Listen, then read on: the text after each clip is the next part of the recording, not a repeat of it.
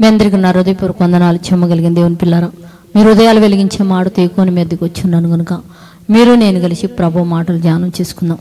రాత్రి కాలం నుంచి మిమ్మల్ని, మీ కుటుంబాన్ని, మమ్మల్ని, సంఘాన్ని, భూమి మీద ఉన్న ప్రతి బిడ్డను జ్ఞాపకం చేసుకొని మనందరి జీవితాల్లో దేవుడు చేసిన ప్రతి మేలుకు ఉపకారమునకై మన ప్రభు మన రక్షకుడు యేసుక్రీస్తు వారి నామములో శిరస్సు వంచి మన ఆత్మలకు తండ్రి అయిన దేవుణ్ణి స్తుతిస్తూ ఆరాధిస్తూ గణపరుస్తున్నాం. దేవుని పిల్లరా, ఈ దినం మన ఆత్మలకు ఆహారంగా దేవుడు ఏ మాటలైతే నియమించాడో అవి ధ్యానం చేసుకోబోయే ముందు చిన్న ఆరాధన చేసుకుందాం. దేవుని పిల్లరా, ఆరాధనా స్తుతి ఆరాధనా ఆరాధనా దైవారాధనా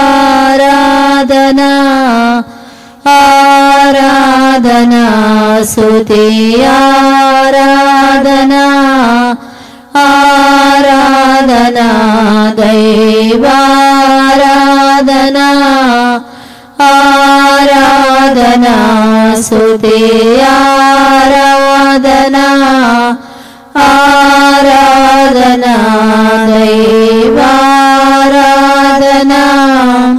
చెమ్మగలిగిన దేవుని పిల్లలు మనం చూడగలిగితే యెషయా గ్రంథం 45వ అధ్యాయము 18వ వచనంలో ఒక మాట రాయబడింది.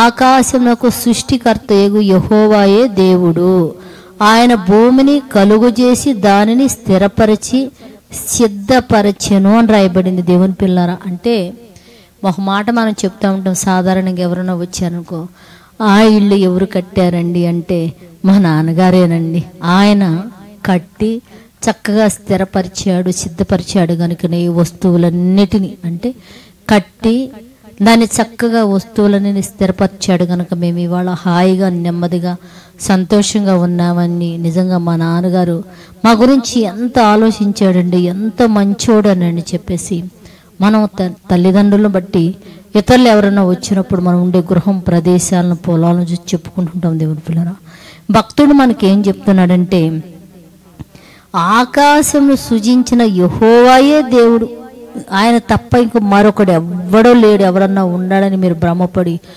ఏమండి ఒక పెద్ద శబ్దం వచ్చి పేలిపోయి కొండలుగా పుట్టలుగా ఇక ఏర్పడి పిచ్చి మాటలు మాట్లాడుతుంటారు. అలాంటి నమ్మొద్దు దేవుని పిల్లరా. యెహోవాయే ఈ దేవుడు, ఎందుకంటే సృష్టిని కలుగు చేసినది ఆయన మాత్రమే. యెహోవా ఆకాశమునకు సృష్టికర్తయగు యెహోవాయే దేవుడు, ఆయన భూమిని కలుగు చేసి దాన్ని సిద్ధపరిచి స్థిరపరిచాడు కనుక ఆయన తప్ప మరొకడు లేడు.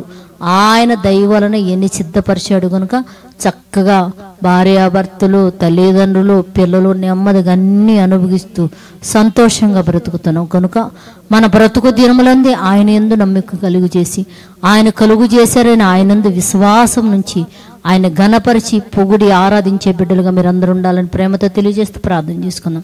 పరిశుద్ధుడా, చెమ్మగలిగిన మా పరలోకపు తండ్రి, నాయనా నీ కృపగలిగిన నామానికి వందనాలు తండ్రి. ఆకాశమునకు సృష్టికర్తవు యెహోవా, నువ్వు మా దేవుడివి.